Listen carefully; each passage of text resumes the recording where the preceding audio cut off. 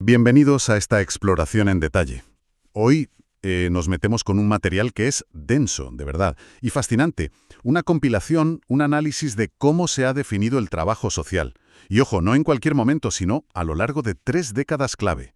De 1956 a 1986, con un foco además muy claro en Latinoamérica. Tenemos aquí extractos de un texto que prologa a Norberto Alayón y que recopila, 140 definiciones distintas. 140. Es como abrir una cápsula del tiempo, ¿no?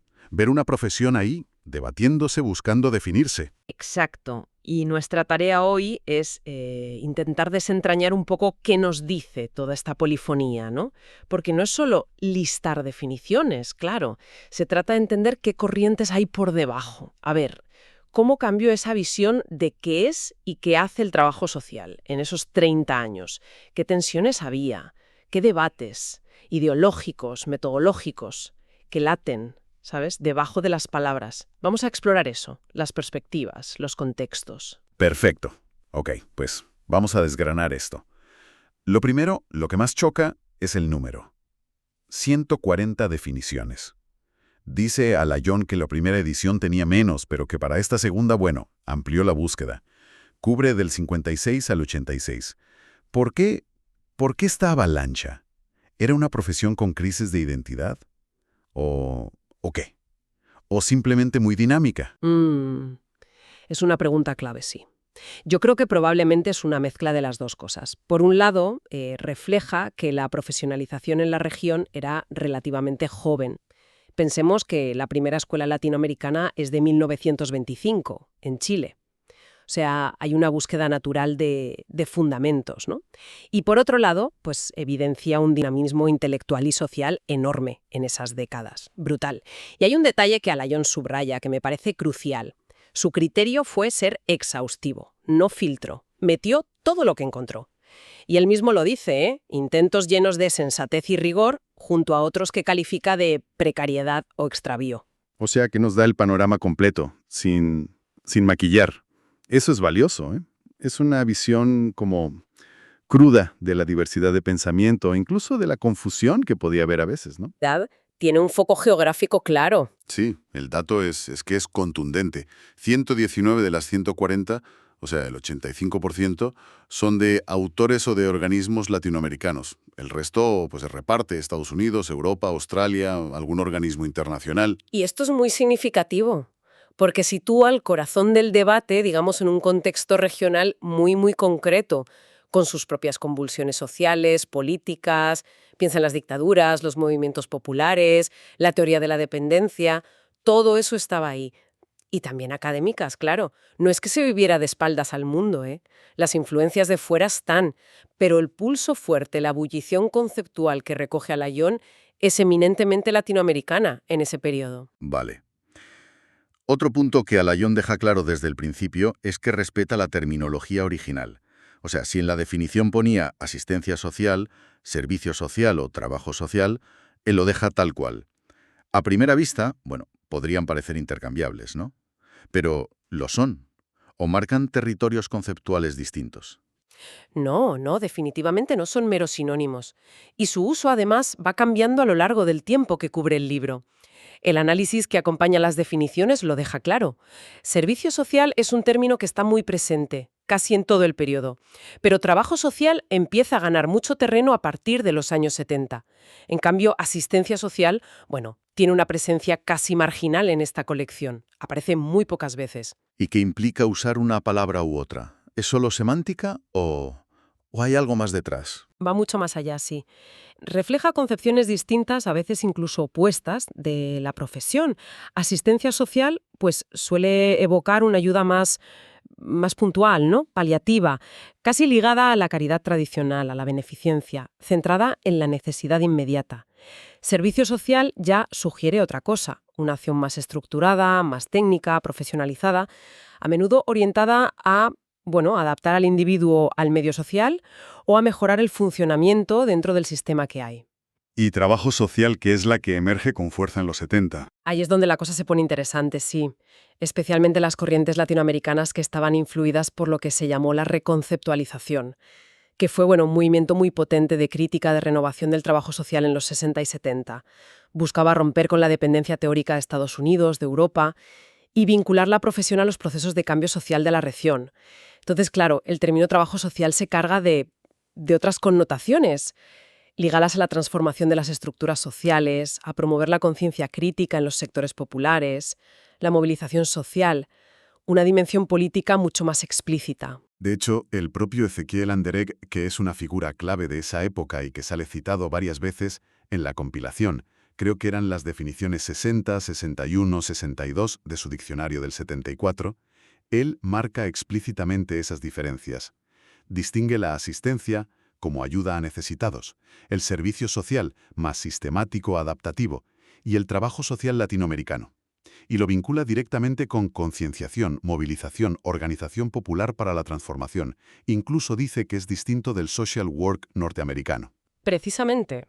El ejemplo de Anderegg es perfecto. Se ve clarísimo cómo elegir la palabra no es inocente. Encapsula toda una visión del rol de la profesión.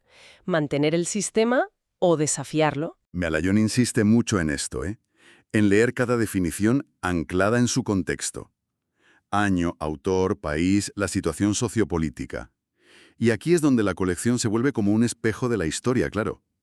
A ver, veamos ejemplos concretos. Una definición de las primeras, la número 1, de Carlos María Campos Jiménez, en Guatemala, año 56. Habla de ayuda, vincular recursos, estimular potencialidades. Un lenguaje claramente enfocado en la adaptación, ¿ves? En gestionar los recursos que hay para que la gente, individuos y grupos, funcionen mejor dentro del sistema. Es el enfoque clásico, pre-reconceptualización. Vale, ahora peguemos un salto. A finales de los 60, principios de los 70, plena efervescencia. Por ejemplo, la definición 27 es de la Escuela de Servicio Social de la Universidad de Concepción, en Chile, año 68. Habla de promover una conciencia crítica para la transformación del mundo. Ojo, transformación del mundo. Casi nada. O la definición 41 de la AES, que era la Asociación Latinoamericana de Escuelas de Servicio Social de 1971. Define el servicio social como una praxis, acción-reflexión y un proceso dialéctico cuyo objetivo es la liberación humana. El lenguaje es radicalmente distinto. El contraste es brutal. Pasamos de ayudar a adaptarse a buscar la liberación humana y transformar el mundo. Parece casi otra profesión. Es que refleja un cambio de paradigma profundísimo. Y la compilación nos permite seguir esas fases. El periodo pre-reconceptualización, más asistencialista o desarrollista. Luego, la propia reconceptualización, con ese énfasis crítico, político, a veces hasta con influencias marxistas, claro. Y después, una fase que podríamos llamar post-reconceptualización, donde se intenta como digerir, ¿no? O moderar o reaccionar a todo ese torbellino. También se ven las influencias más institucionales, como la definición 3 de Naciones Unidas del 59. Habla de adaptación mutua individuo-medio, un enfoque más funcionalista, típico de esa época. Y Alayón mismo dice que no es una línea recta, que hay definiciones que parecen como fuera de tiempo para su año, anacrónicas, y otras adelantadas. Es un mosaico complejo. Totalmente. No es una evolución lineal, de que una idea reemplaza limpiamente a la anterior y ya está. No, es un campo de batalla conceptual, con tensiones, debates, avances, retrocesos, y todo eso se refleja en esta diversidad de intentos por definir qué es, en esencia, la profesión. Lo que nos lleva directos a otra de las grandes preguntas que recorre las 140 definiciones. A ver, ¿qué es el trabajo social? En su naturaleza última. ¿Es una ciencia? ¿Es una tecnología que aplica ciencia? ¿Una técnica? ¿Un arte? ¿Una disciplina? Las respuestas son, variopintas, por decirlo suave. Variopintas es un buen término, sí. Si miras el análisis numérico que hace Alayón, para servicio social, que tiene 59 menciones, la etiqueta más común es simplemente profesión, 9 veces, o actividad profesional 6 veces. Pero luego viene tecnología 5 veces, tecnología social 3 veces, y una dispersión enorme. Ciencia social aplicada, arte, disciplina científica, proceso, función, de todo. ¿Y para trabajo social? ¿Que tiene más menciones, 72? ¿Hay más consenso ahí o...? Pues la diversidad persiste, ¿eh? Aunque cambian un poco las frecuencias. Profesión sigue siendo la más común, 14 veces, pero disciplina, con 11, y tecnología social, con 8, les siguen bastante de cerca. Y de nuevo un abanico de otras 20 categorías. Técnica, ciencia técnica, praxis científica, praxeología social, disciplina normativa. Uf. Cuesta encontrar un patrón claro, la verdad. ¿Qué nos dice esta dispersión? ¿Es solo ruido semántico o revela algo más profundo? Yo creo que revela un debate fundamental y que sigue sin resolverse del todo sobre el estatus epistemológico de la profesión. A ver, ¿genera conocimiento propio y original? ¿Eso apuntaría a ciencia o disciplina? ¿O su fuerte es aplicar, de forma innovadora y contextualizada, el conocimiento de otras ciencias sociales, sociología, psicología, antropología, economía, política, para intervenir en la realidad? Eso encajaría más con tecnología, técnica, incluso arte, ¿no? La pregunta es, ¿el núcleo es el saber hacer práctico? ¿O es un cuerpo teórico propio y delimitado? Entiendo la dicotomía, sí.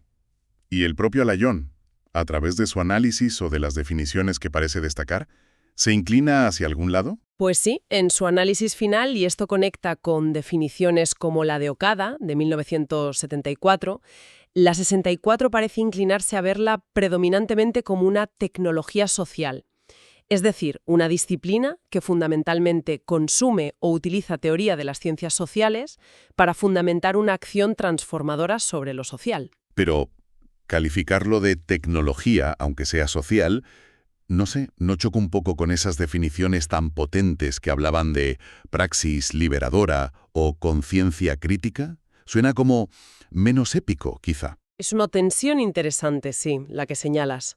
Alayón, sin embargo, recalca que entenderla como tecnología social no le resta ni un ápice de validez científica, siempre que sea una práctica profesional rigurosa, claro, sistemática, autocrítica y, muy importante, que sea capaz de generar conocimiento desde la propia práctica, retroalimentando así a las ciencias sociales. No es una tecnología mecánica, ¿sabes? Sino una praxis reflexiva que usa la teoría para la acción y la acción para repensar la teoría. Vale, es una visión más matizada de tecnología, entiendo. Y si hablamos de la acción, del para qué, ¿cuáles son los propósitos? Las finalidades que emergen de todo este conjunto de definiciones. Me imagino que aquí también habrá un espectro amplio, ¿no? Amplísimo y muy ligado a la evolución que ya hemos comentado. Por un lado tienes definiciones, sobre todo las más tempranas o las de influencia norteamericana, como la de Helen Harris Perman de 1960, la definición 8, o la de Werner Bohm de 1959, la 4. Están centradas en ayudar a individuos y grupos a satisfacer sus necesidades básicas, a resolver problemas de ajuste social o a mejorar su funcionamiento social. El bienestar individual o social es un objetivo que aparece constantemente. El enfoque más clásico, podríamos decir. ¿Y en el otro extremo del espectro? Pues en el otro extremo, claramente vinculado a la reconceptualización y a visiones más críticas, encontramos finalidades mucho más ambiciosas. Y políticas. Promover la conciencia crítica, como decía la Escuela de Concepción en el 68 de F7, buscar la transformación social, incluso estructural, Grupo ECRO 1970 DEF 33. Luchar por la liberación humana, ALSS 1971, DEF 41, Escuela de Mendoza 1972, DEF 45. O contribuir activamente a la justicia social. Esto lo mencionaba Pedro Vives Heredia ya en el 67, DEF 23, y es central en el Código de Ética de la FITS, la Federación Internacional, de 1976, DEF 90. La mirada se desplaza del ajuste individual a cuestionar y cambiar las estructuras que generan la desigualdad. Aquí es donde se ve clarísimo lo que apuntaba Alayón en el prólogo, eso de que las definiciones reflejan visiones del mundo que son antagónicas. Sin duda, él lo dice explícitamente, que esta diversidad conceptual a veces delata la tensión entre propuestas orientadas a la construcción de un mundo justo y solidario y otras que, consciente o inconscientemente, pues terminan defendiendo el privilegio y la explotación, o la tensión entre una práctica que busca consolidar el orden social que hay y otra que intenta remar contra la corriente, ¿no? Desafiando las causas de la injusticia. Estas diferencias ideológicas, políticas, son el subsuelo sobre el que crecen muchas de estas definiciones. Queda claro entonces que Alayón, al recopilar todo este material, no pretendía llegar a la definición correcta y cerrar el debate.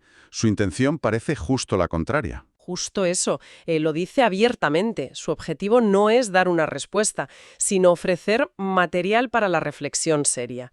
Es una invitación a que cada profesional, cada estudiante, cada persona interesada en el campo use estas 140 voces del pasado para pensar su propio presente, para fortalecer o para revisar sus ideas sobre qué es, para qué sirve y cómo debe actuar el trabajo social hoy. Es una herramienta para pensar críticamente la profesión desde su propia historia conceptual. Entonces, a ver, ¿con qué nos quedamos después de esta inmersión? En estas 3 décadas de definiciones del trabajo social. La conclusión más obvia parece ser que no hay una sola respuesta grabada en piedra. Efectivamente. Lo que emerge es el retrato de una profesión muy viva, vibrante, en constante búsqueda y debate sobre su propia identidad, especialmente en ese contexto latinoamericano tan convulso y creativo de aquellos años. Una profesión además profundamente permeable a los vientos ideológicos, políticos, académicos de su tiempo. Hemos visto cómo cambia la terminología, asistencia, servicio, trabajo, cómo los enfoques oscilan entre la adaptación individual y el desafío radical a las estructuras, y cómo persiste ese debate sobre su naturaleza fundamental, ciencia, tecnología, arte. Una riqueza y una tensión que, bueno, lejos de ser una debilidad, quizá muestran la complejidad y la vitalidad del campo, ¿no? Y nos deja inevitablemente pensando en el ahora. Exacto. Y quizás esa sea la reflexión final que podemos llevarnos de aquí. Alayón se preguntaba si 140 definiciones eran muchas o pocas para entender la profesión. Eso fue en 1986. Han pasado casi 4 décadas. Hoy nos enfrentamos a desafíos globales distintos o redimensionados. La digitalización que transforma las relaciones, el trabajo, la emergencia climática, nuevas formas de precariedad, las migraciones masivas, la polarización política. A ver, ¿cómo se define el trabajo social frente a esto? ¿Seguiríamos encontrando 140 voces tan dispares como las que recopiló Alayón, reflejando quizás una fragmentación aún mayor? ¿O por el contrario, ante la magnitud de los retos actuales, habría una tendencia a buscar una mayor síntesis, un consenso más amplio sobre los principios y los fines irrenunciables de la profesión? Es una pregunta potente, sí. Queda ahí flotando, una invitación a continuar la reflexión que Alayón inició. Sin duda algo en que pensar. Hasta nuestra próxima exploración.